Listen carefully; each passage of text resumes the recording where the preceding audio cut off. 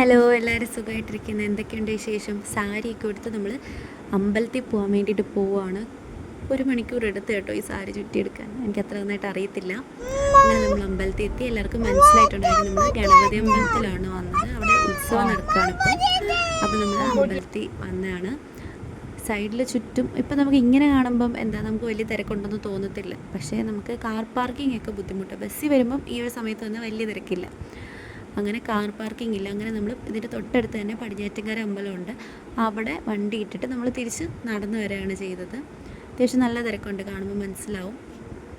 നമ്മൾ അവിടുന്ന് വണ്ടി ഇട്ടിട്ട് നമ്മൾ തിരിച്ച് അമ്പലത്തിലോട്ട് നടന്നു വരിക. അപ്പം അമ്പലത്തിൽ പരിപാടികൾ നടന്നുകൊണ്ടിരിക്കുക. നമ്മൾ ചെന്നപ്പോൾ അടുത്ത സെറ്റ് ആൾക്കാർ കയറാൻ വേണ്ടിയിട്ട് നിൽക്കുക. അപ്പോൾ ചേട്ടായി ഉണ്ണിയപ്പം വാർപ്പിക്കാൻ പോയ സമയത്ത് ഞങ്ങൾ കുറച്ച് നേരം നിന്ന് പരിപാടിയും കണ്ടു. ആന അവിടെ ഇട്ടിട്ടുണ്ടായിരുന്നു അമ്പലത്തിനകത്ത്. പിന്നെ ആനയും കണ്ടുകൊണ്ട് കുറച്ച് നേരം അവിടെ നിന്നു. പിന്നെ കാശിക്കുട്ടൻ കുറച്ച് നേരം അവിടെ നിന്ന് എന്തൊക്കെയോ കളിക്കുന്നുണ്ടായിരുന്നു പരിപാടിയൊക്കെ കണ്ടിട്ട്. അങ്ങനെ അതൊക്കെ കണ്ടിട്ട് നമ്മൾ അമ്പലത്തിൽ കയറി തൊഴുതിറങ്ങി. അമ്പലത്തിനകത്ത് നമ്മൾ വീഡിയോ ഒന്നും എടുത്തില്ല കേട്ടോ. അങ്ങനെ അമ്പലത്തിൽ കയറി തൊഴുതിറങ്ങി കഴിഞ്ഞപ്പോഴത്തേക്കും ഇവിടെ തിരുവാതിര നടക്കുന്നുണ്ടായിരുന്നു.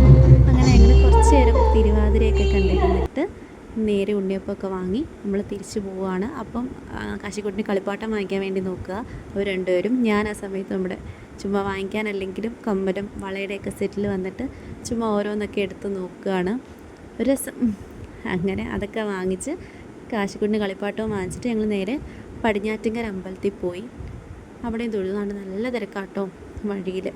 അങ്ങനെ അവിടെ പോയി തൊഴുതിറങ്ങിയിട്ട് നേരെ കാറി വന്നിരുന്ന് നമ്മൾ വാർപ്പിച്ച് ഉണ്ണിയപ്പത്തിൽ നിന്ന് എടുത്ത് 2-3 എണ്ണം കഴിച്ചു കേട്ടോ. നല്ല ടേസ്റ്റാണ് ഗണപതി അമ്പലത്തിൽ ഉണ്ണിയപ്പം. അങ്ങനെ പോകുന്ന വഴി കാശിക്കുട്ടൻ പറയുകയാണ്, പൊറോട്ട ചിക്കനും വേണോ കുഞ്ഞിന്? പൊറോട്ട ബീഫും വേണോ പൊറോട്ട ചിക്കനും വേണോ? ഏതാ വേണ്ടുന്നേ? ചിക്കനും മതിയല്ലയോ?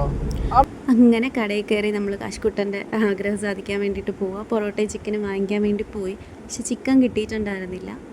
പൊറോട്ടയും ബീഫും ഫ്രൈയും ആണ് വാങ്ങിച്ചത്.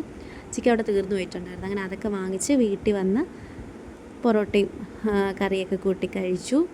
ഞാൻ സാമ്പാറും കൂട്ടിയായിട്ട് കഴിച്ചു. എനിക്ക് ബീഫ് അലർജിയാണ്. അപ്പോൾ അതൊക്കെ കൂട്ടി കാശിക്കുട്ടനും കഴിച്ചിട്ട് ഞങ്ങൾ നേരെ കിടന്ന് ഉറങ്ങി. അപ്പോൾ വീഡിയോ ഇഷ്ടപ്പെട്ടാൽ ലൈക്ക് ചെയ്യുക, സബ്സ്ക്രൈബ് ചെയ്യുക. വീഡിയോ എല്ലാവർക്കും ഇഷ്ടപ്പെട്ടെന്ന് വിശ്വസിക്കുന്നു. അപ്പോൾ ഓക്കെ, ബൈ.